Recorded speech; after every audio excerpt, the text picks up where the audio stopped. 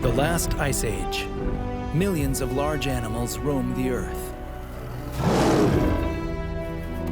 It's an age of giants. But as the temperatures rise, 3/4 of these species die out.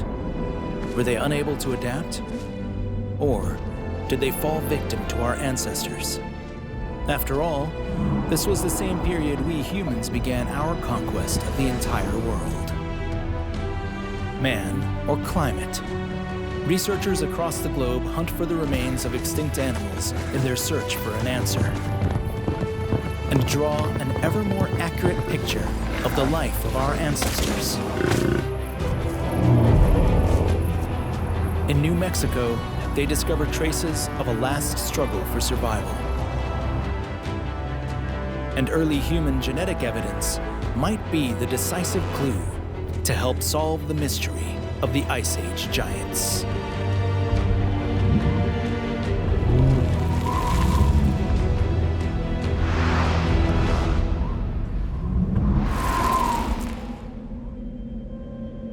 Canada, 35,000 years ago.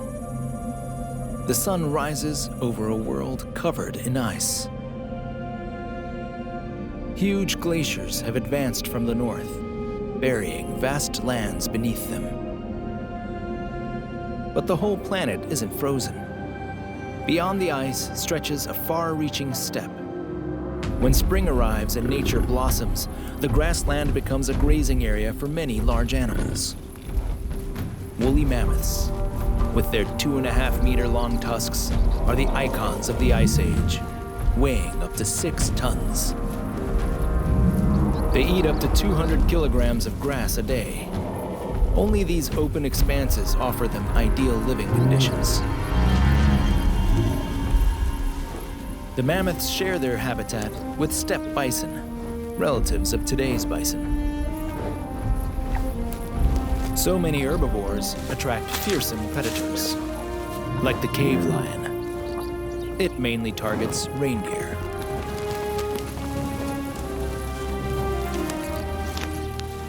But the top killer is the saber-toothed cat. It impales its prey with its long canines. Before now, there have never been so many great mammals on Earth. How did they spread worldwide?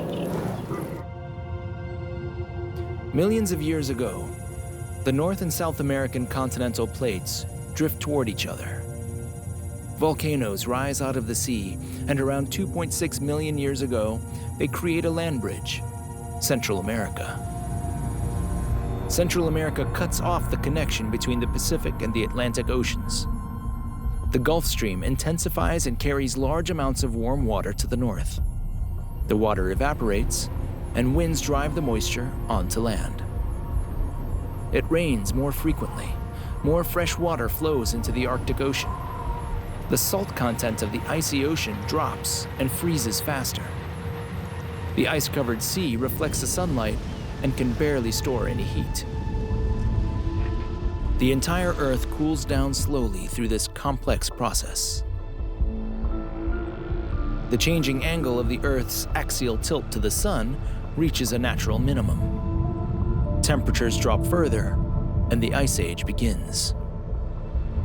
Huge ice caps form in the northern hemisphere, retain water, and cause the sea level to drop considerably. A cold but dry climate prevails. Where forests once covered the Earth, grasslands now spread out. This habitat is named Mammoth Steppe. It offers ideal conditions for large herbivores. It is a flowering time of life in a cold, worldwide Serengeti. But then, this Ice Age ends, and most large animals die out. What happened? A common theory is that climate change wiped out these animals.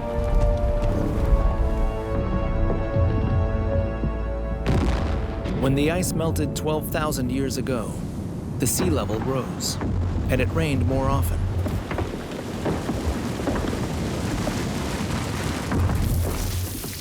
The steppe became forest land again, and the habitat of mammoths and other large animals simply disappeared. But can environmental changes alone really explain this mass extinction? Yukon Territory, deep in northwestern Canada. Here, too, there were once vast pastures inhabited by Ice Age animals. Hardly any people live in this region north of the Arctic Circle. There's only one village left, Old Crow, the main settlement of the Vuntut-Gwitchin, the native inhabitants of this part of the Yukon. The expedition on the trail of extinct giants begins here. Ice Age experts Dick Mol and Grant Zazula want to find out how much pressure the animal kingdom actually came under from global warming. Village right here, this is the Porcupine River slope basin, and that's locality 11. The locality 47. This is of interest to me. Oh, absolutely, yeah. I know why, too. Why? I think because it has some very old mammoths. Yeah. This is the headwaters of the Porcupine. Yeah. Because the ground in the Yukon is permanently frozen just below the surface, more fossils of Ice Age animals have been preserved here than in many other places on Earth. The number and nature of these finds provide clues to the question whether the extinction of many large animals was driven by man or climate. Dick Mol is known as Sir Mammoth. He's considered one of the world's leading mammoth experts. The Dutchman has searched the whole world for bones and teeth of extinct Ice Age animals. At the Old Crow River, new fossils are washed ashore every year. We gotta check that beach down that way. We should actually go and do that now. Grant Zazula knows exactly where the best sites are. We are here now. It's like right there? Yeah. There should be stuff there. Yeah, those, I see a few things on that surface. I don't know if they're bones, but they look like larger pieces.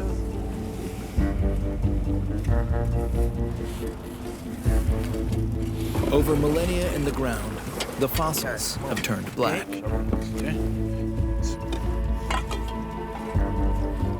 Sometimes the fossils are only branches or stones. Oh, that's a horse. Oh. At first sight, straight bones often look like pieces of wood. Nevertheless, an unbelievable number of finds comes together. They leave no doubt. For tens of thousands of years during the Ice Age, even here, north of the Arctic Circle, nothing seems to have seriously endangered the existence of large animals. On the contrary, as a very special fossil proves. There's lots of stuff here. This is a good beach. Oh, look here, Grant. Look. Pick it up. Oh, wow. Jeez. Jeez. That's really nice. Look, the tip entirely complete. Oh, beautiful. Oh, you know, this is the closest you can get to a mammoth. Yeah. To touch the tip of the tusk. Wow. Do you think that's probably a young individual? It's not that big. It's not that thick around. But something is missing here. It's broken. It's broken, but obviously. it should be a female. You think so? Slender. Oh, yeah, yeah, It's yeah. quite straight. Yeah, yeah. It's not that long. Wow. Beautiful. So, good beach. yeah, we don't often find the tips. They often get broken off, right? Yeah. So, that's really cool. We found that within 5 minutes here at this beach. It's fabulous to make such a great find ourselves. That's pure ivory in my hand here. And the tip is also very beautiful. It tells us something about the environment in which the mammoth lived. The landscape looked completely different than it does today. And the animals lived and fed here and worked with their tusks. That's why they are polished so beautifully. That's something that tells us that this animal was probably in very good condition when it died. The researchers gather bags of fossils on this short stretch of shore alone. They come from mammoths, horses, bison, and musk oxen. Couldn't these animals have survived the new warm period in the far north of the Americas?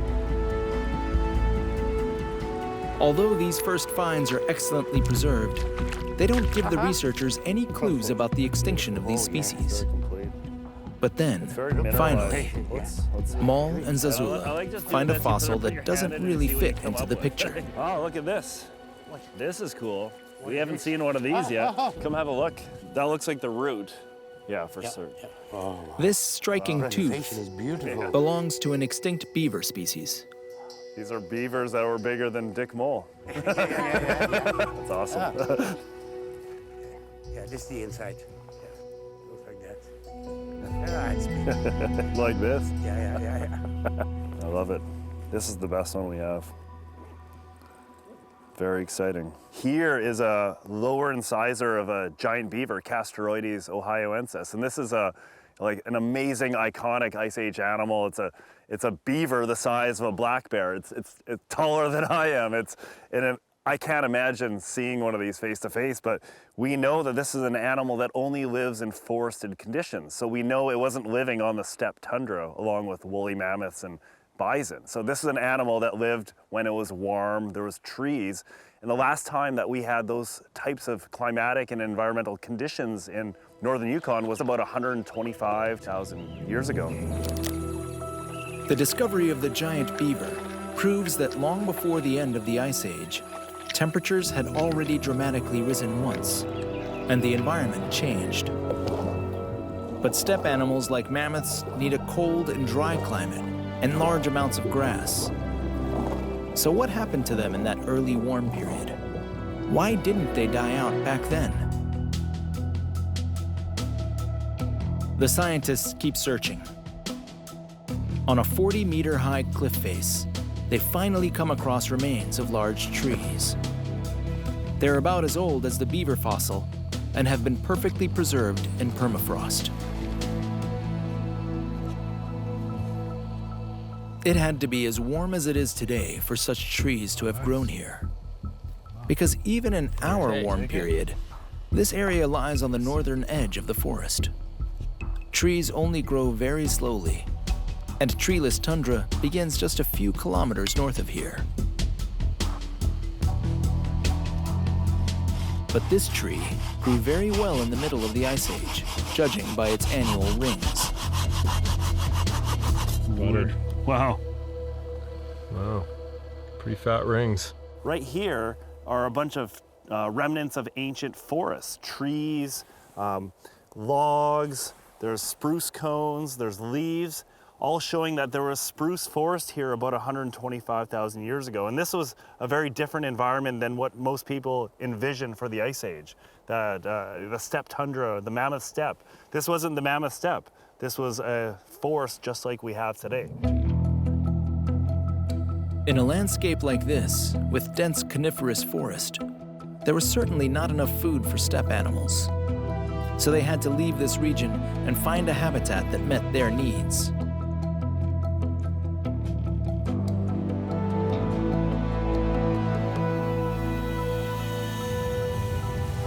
During the Ice Age, a new warm period began about every 100,000 years and lasted at least 10,000 years.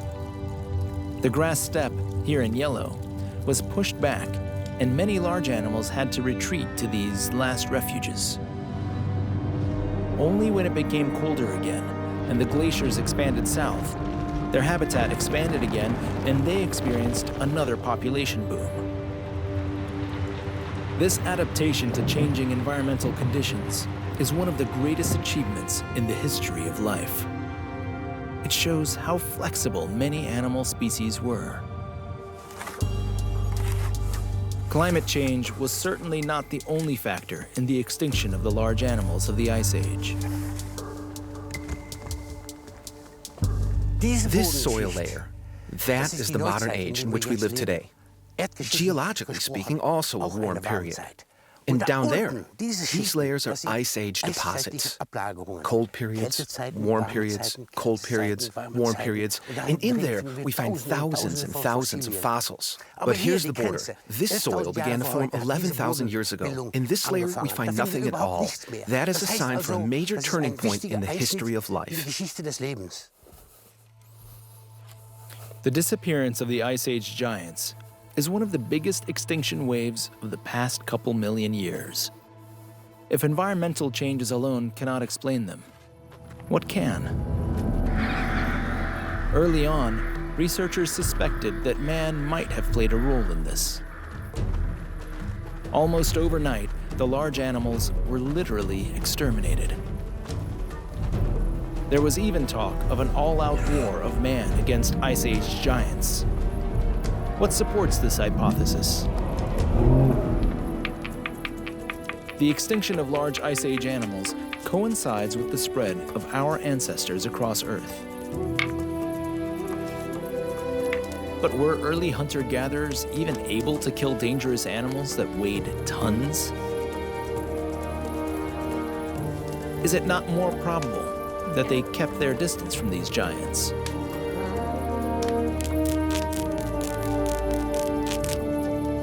The search for traces of man's influence on the Ice Age's mass extinction leads to Europe.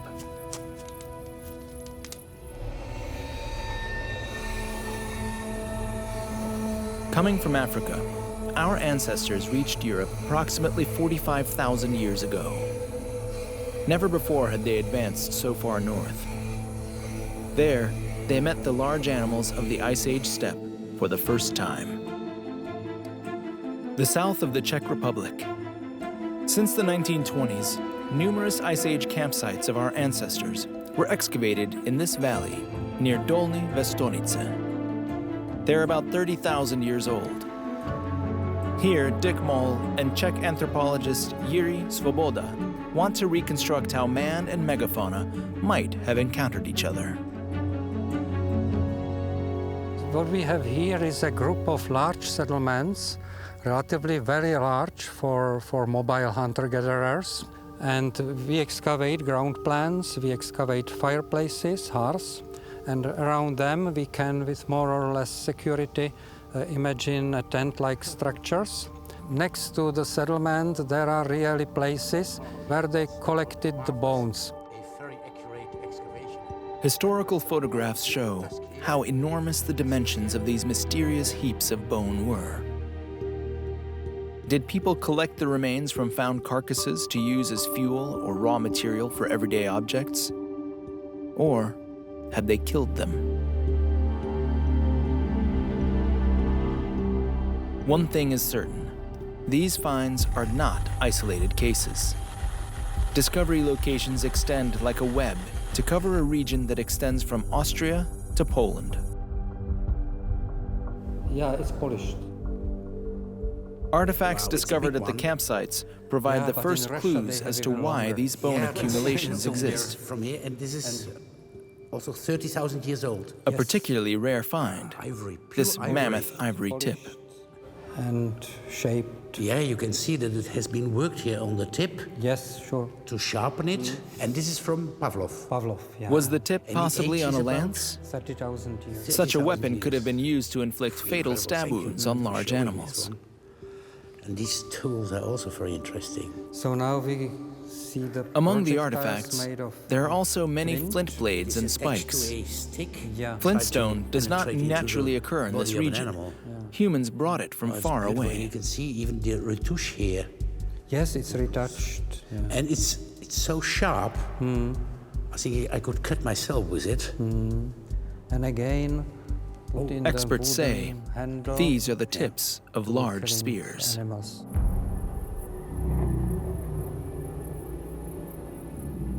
But even with such weapons, could humans have killed the greatest beasts of the Ice Age? Certainly not a single hunter, but it was just manageable with a group and a smart strategy. Some distract the animals, others then attack them from behind. A hunting tactic that relies on clearly communicated roles.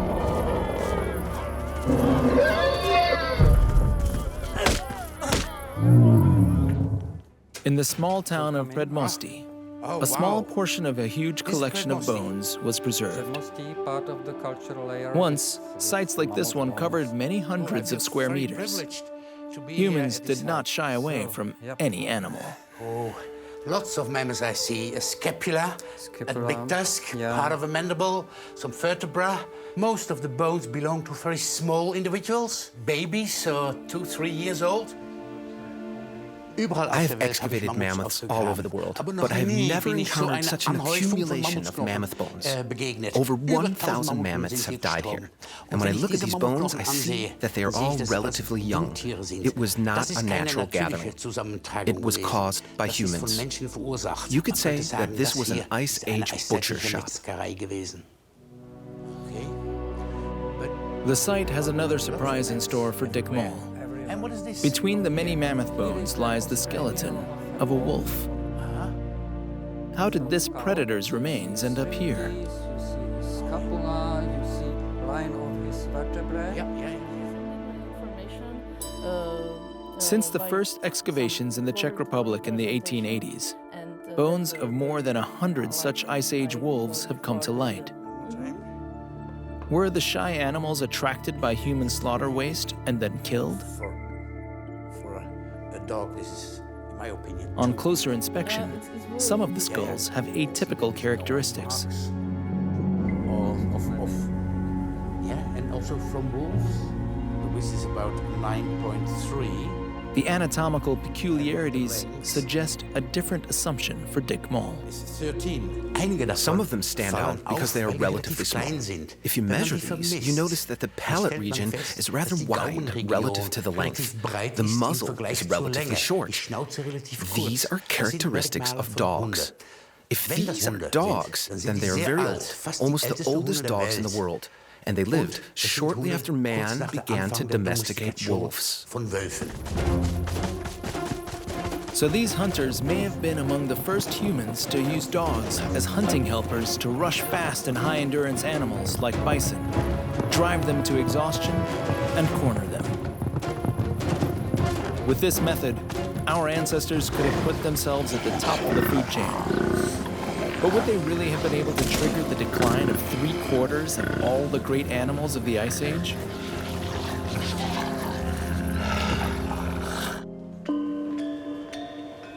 At the University of Tübingen, paleontologist Hervé Beaucheron is investigating how widespread such hunting strategies actually were. His goal? To reconstruct the hunting successes and eating habits of early Europeans for as many regions as possible. First, he has to analyze the chemical composition of fossil bones and teeth. Each animal species stores carbon and nitrogen variants from its food in a specific ratio in the body. People who regularly consume certain animals' meats store their chemical fingerprints in their bones. This is visible through a single substance, collagen. We find out, for instance, that reindeer is essentially eaten by cave lions, and that mammals are essentially eaten by humans, and not by any carnivore. So it seems that the humans had a strong affinity as predators on mammals' meat. For some modern humans found in Central Europe, we find even 60% of mammals consumption, plus or minus 10%. Beaucheron is certain. With the arrival of man, the animals of the Ice Age came under pressure. When there is no humans, mammals were safe from predation, while when there were this type of humans, they were not, and this changes a lot the amount of mammals you have in the environment. Our ancestors cleverly exploited a previously untapped resource when they went on the hunt for mammoths. But mammoths were also particularly attractive for another reason. They provided people with an abundance of something that many smaller animals didn't have: fat. Humans can't feed on lean meat alone. It has comparatively little energy in the form of protein, and its conversion in the body produces toxins that can only be excreted in limited quantities. This is why we also need energy-rich nutrients such as fat or vegetable carbohydrates. However, plant food was rarely available in the glacial environment. Another advantage of high-fat food: it warms the body in cold climates.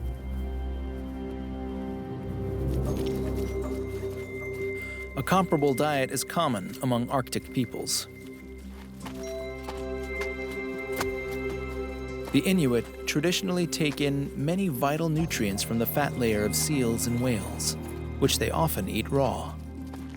Uncooked meat contains lots of vitamins. Similarly to the Ice Age, in this environment, there's hardly any plant food available.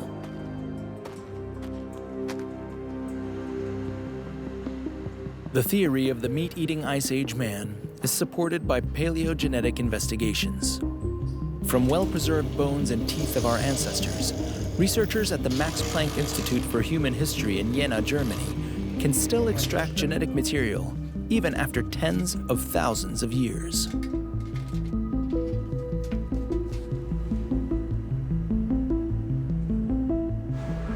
Once extracted, the ancient DNA has to be multiplied.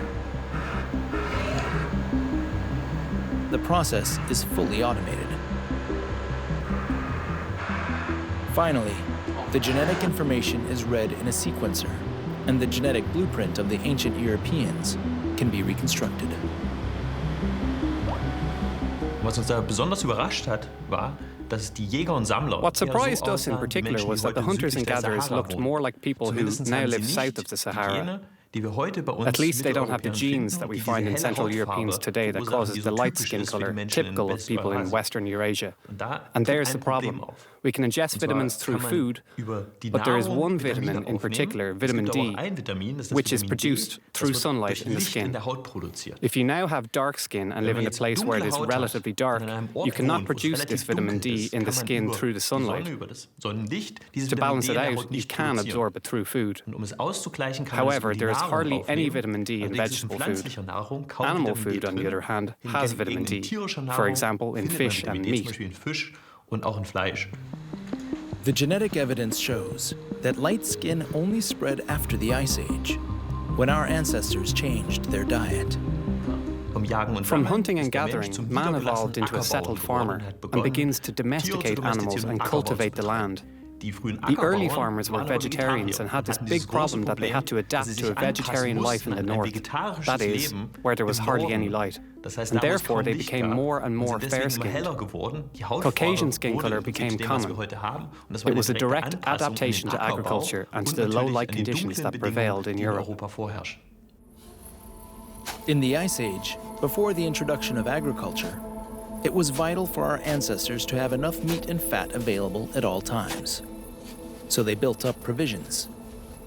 One option was to bury parts of the prey in cold soil.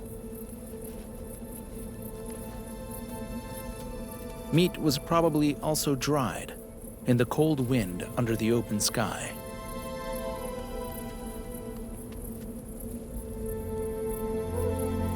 On top of that, people certainly knew how to preserve meat by smoke, in smoking tents made of animal skins. The clues come together to form a clear picture. Man was a skillful hunter, for whom the animal world was not prepared. But were there really enough people so early on in our history that entire animal species came under threat? Determining exact population figures for epochs so far in the past is one of the most difficult tasks of Ice Age research. But in caves of the Swabian Alps, archaeologists repeatedly find clues of a rapid population development that began with the arrival of our ancestors in Europe.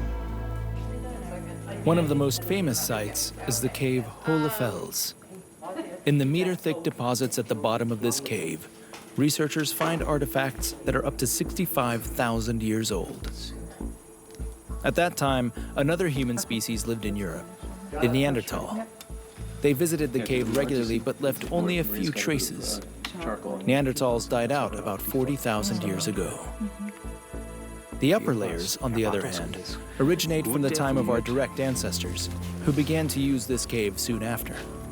In these layers, scientists find many more tools, processed animal bones, and other remains. With the Neanderthals, you have to assume that there were very few of them. And even in this early era of modern humans, the density of finds relating to humans is extremely low overall by our standards. Nevertheless, if we compare the situation of the modern people and the Neanderthals living here, the difference is clearly recognizable. We certainly see that the population density of modern humans was at least 10 times higher compared to Neanderthals. The numbers fluctuate, but a plausible extrapolation suggests that at the time, around 10,000 modern people, Homo sapiens, lived throughout Europe, but only around 1,000 Neanderthals. But were just 10,000 people able to put serious pressure on wildlife? The story of a lesser-known Ice Age giant provides important clues to this. Researchers repeatedly discover fossils of an imposing animal in the Swabian Alps, the cave bear. Cave bears resembled brown bears, but were much larger and weighed up to 1.5 tons. They must have been fearsome and powerful creatures. The cave bears did survive comfortably over many, many thousands of years. We have plenty of evidence for cave bears in our region. But then, say, 28,000 BC, at the latest, they're gone. Is it plausible that the early humans brought these huge bears to the brink of extinction? Some bear bones have cut marks. Our ancestors likely cut the flesh off the bones with sharp stone blades. Bear teeth were also coveted trophies. Perforated teeth were the jewels of our ancestors. A very important discovery was made only a few years ago. In Hohlfels, we found a thoracic vertebrae of a cave bear with a stone projectile sticking in it. The flintstone tip of a lance was drilled into the bone of the bear and broke off when hunters impaled the animal. Direct evidence for targeted hunting of cave bears. This find underlines how skillfully our ancestors hunted animals that could become dangerous to them. They used their knowledge of the natural behavior of the Ice Age giants. The situation is quite favorable. If you go into the caves in winter, the bears are hibernating and then they are, we suppose, relatively easy to overwhelm. And if the hunters also know exactly where to find the cave bears and at what time of year, then this becomes a threat for the animal, and man has certainly contributed to their extinction. The early demise of the cave bear shows that just tiny populations of humans were enough to bring whole species of animals into distress. After our ancestors had conquered Eurasia, they continued their triumph around the world. They adapted to every new environment, developed ever better weapons, and finally advanced across the Bering Strait to North America. An ice sheet blocked their way south. When it retreated, they could continue to migrate. Here, too, humans encountered animals they had never seen before.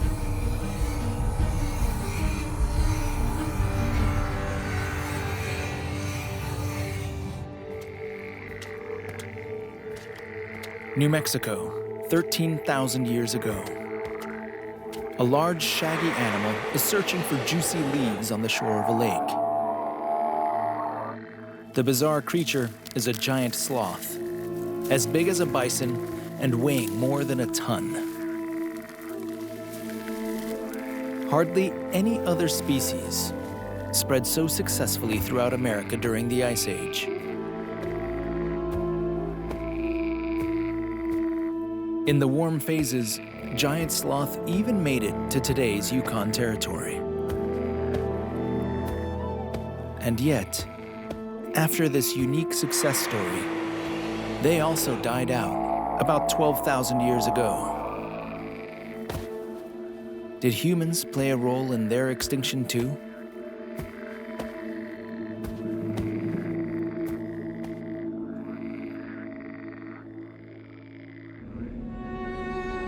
Where the giant sloths once roamed the riverbanks, there's now a desert with little vegetation. The wind has been blowing gypsum particles incessantly over the past millennia. White sands emerged, the largest gypsum dune field in the world. Sandstorms still rage here sometimes. Like abrasive blasting, the wind removes the upper layers of soil and uncovers fascinating Ice Age treasures. This rich paleontological heritage was discovered only a few years ago. Researchers are now working on recovering and evaluating the findings. What's special? They're not bones, but footprints of Ice Age animals that are around 13,000 years old. So there you They can only be seen on the surface with a trained eye.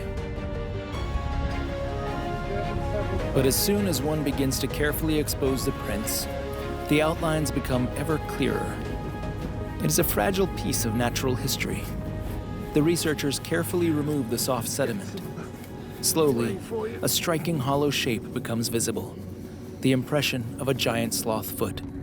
With the help of a foot bone, Dick Mol and sloth expert Greg McDonald can reconstruct exactly how these traces once came to be. If you look at the way the sloth foot is here, it's got a very broad heel, which would be here. Yeah. And then you can see the toes in front that are going to be impressed into the ground as the animal is walking. Yeah, but that's the opposite side, because this is the left hind foot, and that's the right hind foot. Yes. So now I have the last toe bone of the third finger, if I'm correct. It comes here, and then there's the nail attached to it as well. Yes, exactly. So what we are looking at, this bone here is exactly the same as this one. Right. Yeah. Yeah, it's very nice. Okay, yeah, wonderful. The reason that sloth tracks don't look like any other animal is because sloth feet are quite different. We're used to animals where you can see the toes and they're walking along, but sloths walk on the side of their foot, so their weight is supported by the heel and by the outside bone of the arch of the foot. So you have a very interesting pattern where the tracks often look kidney-shaped with a very wide back, they narrow towards the front, and you often don't see the impressions in the ground from all of the toes. Giant sloths and other large animals living here apparently fell prey to our ancestors too. This is documented by thousands of human footprints, which are discovered again and again next to those of the animals in the dried mud. The really incredible thing about white sands is we actually have trackways that extend for almost a mile or beyond. Some of these trackways just go for very great distances. They're so long you can see different interaction between animals and people and animal. And you'll see where a big group of people, maybe 15, 20 people, are walking out, and then on the outside there'll be someone just running. You can see the deep toe marks as they're running. Other places, well, you'll see them stepping backward or turning. You'll even see people limping. So it's really incredible. The story here and the variety of tracks is really amazing. It's quite nice compared to yesterday. In the New World, too, our ancestors had their sights set on big animals. It's quite nice. It's still got that gravelly layer at the base. And the giant sloth was a very desirable prey. Tracks offer us a snapshot in time. They allow us to almost go in photographic quality. It's like reading the crime scene in who did the murder, who killed the animal, in the tracks on the ground. And that's what we're able to do. And that's a level of understanding of these extinct animals that you cannot get from bones. It was one morning we were out excavating the sloth tracks, and we found a human track inside, fully inside and aligned with the sloth track. And got excited, pulse racing, started excavating more and more in the line, realizing that they all had the same human in there. And somebody was deliberately stepping in the sloth track.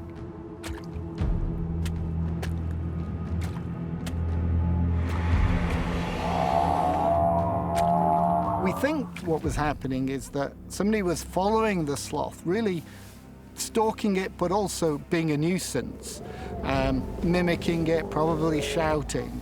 The sloth was irritated, rearing up, and it's swinging, and very vicious sorts of claws, swinging around, bit over the balance, touching them down as it swings, basically. And then there's a line of toe prints coming in from the side, and we think that's a second hunter coming in to attack the sloth. If animals escaped injured, humans waited patiently until they succumbed. Oh, look here, 1, 2, 3. Giant sloths were not the only Ice Age giants in this area. The largest traces here come from mammoths. Not the woolly-haired mammoths from the northern regions, but their southern cousins, the prairie mammoths, which lived only in North America. This is beautiful. It is a lovely track. This is probably the most beautiful one I have seen so far. I've seen thousands of them already, but wow. This is excellent. It is a very, very nice track. And smaller ones and bigger ones. That's right. Yeah. Different sizes. Yeah. Small group moving through. And then the researchers come across evidence of the encounter between man and mammoth. Between the elephants. Yes. Did our ancestors also stalk the largest of the Ice Age animals here? Look, this one. Yeah. That's got a human in there. That's beautiful. What is Look this? at that. Look at beautiful. Oh. Am I correct that this is a left foot with a human inside? That's right. And in terms The measurement of the its print should answer an important 124, question. 124, something like that. Yes, it could be a female or it could be an adolescent male. A little bit small for a mature male, but beautiful. We're not even here for half an hour, and we find footprints of people in the footprints of mammoths. As far as I know, something like this has never been found before. This is a true experience for me as a mammoth fan. We can say that mammoths and humans were in this area around 11,000, 12,000, 13,000 years ago here at the same Absolutely. time. They're coexisting on this landscape at that time. And other animals are the ground sloths, the horses. Prairie mammoths stood up to 4 meters tall and weighed up to 9 tons. They were bigger than today's African elephants. A single successful hunt was enough to feed a group of people for weeks.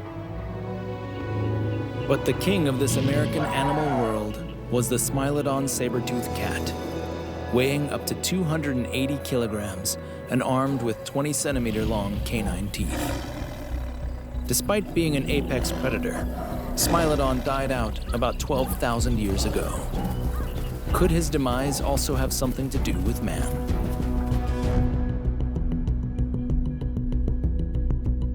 Phoenix, Arizona. Dick Mol meets John Babiars, a saber-toothed cat expert, to investigate this mystery. Several kinds of saber-toothed cats lived in North and South America during the Ice Age. All these cats were among the most dangerous predators of the age, but none had longer canines than Smilodon. Oh, yeah. And you can it's also original. That's original, and this was associated lower. The skull shape and anatomy of the extinct animals reveal much about their unique way of life. More of a flattened teeth. Well, the Smilodons were quite stout. If you compare them to a modern lion, about the same size, except mostly muscular. It looked like a lineman on a football team. Just beefy. And you wouldn't want to meet one, in other words, because you wouldn't stand a chance, okay? No matter what size rifle you had. Smilodons were typically stalkers. They couldn't really run as fast, a short burst, let's say, from cover, and leap on anything they could get their teeth into.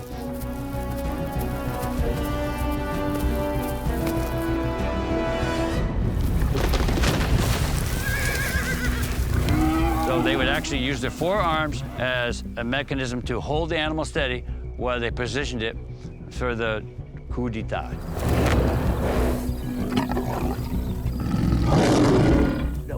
The lower jaw opens really wide, and with these long canines, they then stab the animal in the neck area, and then they just withdrew and waited. It didn't take long for their prey to bleed to death.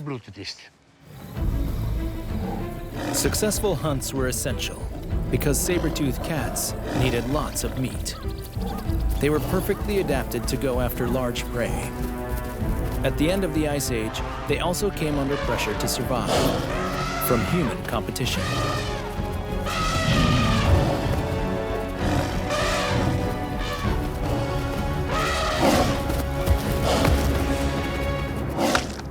These large sabers, they actually become a hindrance because once the megafauna disappeared, what do you eat? What can you use these for? You can't use them for anything, whereas a lion whose teeth are adapted to different sorts of prey could pursue and eat smaller animals, and they're more diversified, in other words. So if you can diversify your killing technique, you stand a chance of living longer than if you become so specialized. Humans, on the other hand, were extremely flexible, conquered new territories step by step, and were able to, in a group, kill animals that were so large that even saber-toothed cats avoided them. Humans gradually upset the balance of an ecosystem that had existed for millions of years.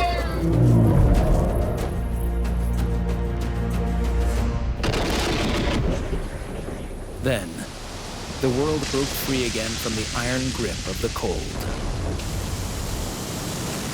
In the north, the glaciers retreated.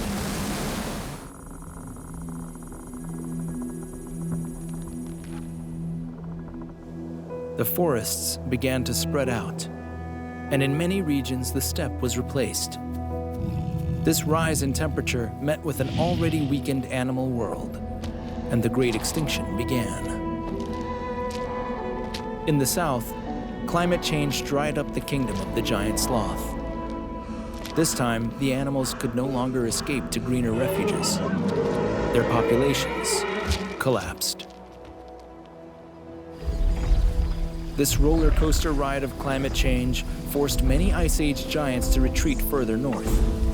But most animals were unable to adapt, with one exception, the woolly mammoth. A small remainder retreated to northeast Siberia. There, the animals survived several millennia. As the sea level rose more and more, it trapped the last of their species on an island. There, they died out about 3,700 years ago from lack of food.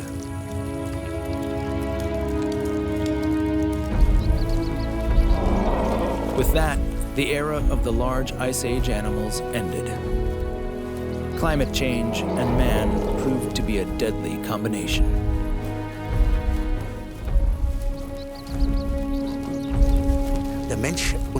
Humans and mammoths lived alongside one another for a relatively long time. The humans hunted mammoths. The pressure that they put on them, along with climate changes, meant that the mammoths could not survive at the end of the Ice Age. And not only the mammoths disappeared, but also other large mammals of the Ice Age. Smaller animals, such as the reindeer, musk oxen, wolves, and so on, are generalists. They were able to adapt to this new environment where they lived next to us.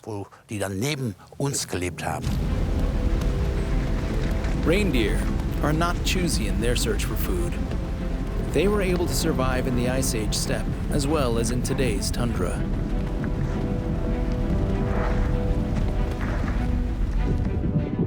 Musk oxen have found a retreat in the deserted expanses of the Arctic. Once, they existed side by side with the woolly mammoths.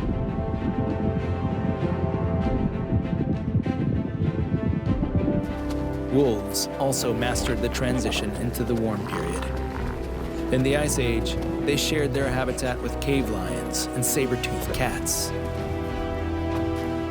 But they were the more adaptable hunters.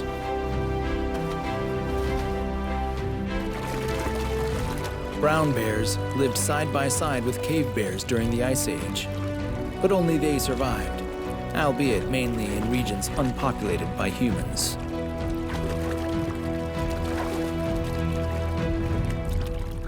Man has come a long way at the end of the Ice Age. He's intelligent. He can cooperate, communicate, controls fire, eats everything, plants, meat, has so many possibilities to adapt everywhere. And that is why many animals died out then, and man survived, and will probably survive for a long time. From the point of view of evolution, we humans are ourselves the most successful big animal. We survived the Ice Age and conquered the Earth. Today, really big land animals can be found almost only in Africa. Elephants are closely related to the Ice Age mammoths, but they also prove to be particularly sensitive on closer inspection. Once decimated, their populations recover very slowly. Elephants have very few offspring that need many years of care. The same was true for mammoths.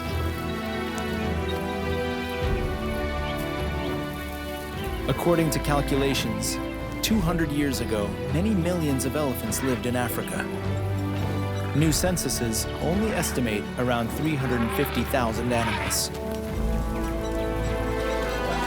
The cause of the decline in population is hunting and loss of habitat. Because of poachers, rhinos are even more endangered. Their horn is sold on the black market. Many of these icons of African wildlife can only survive in protected areas. They still remind us of an animal world that once ruled over our Earth, long before man. But this time, we have it in our hands to protect them, to prevent the last of their kind from disappearing forever.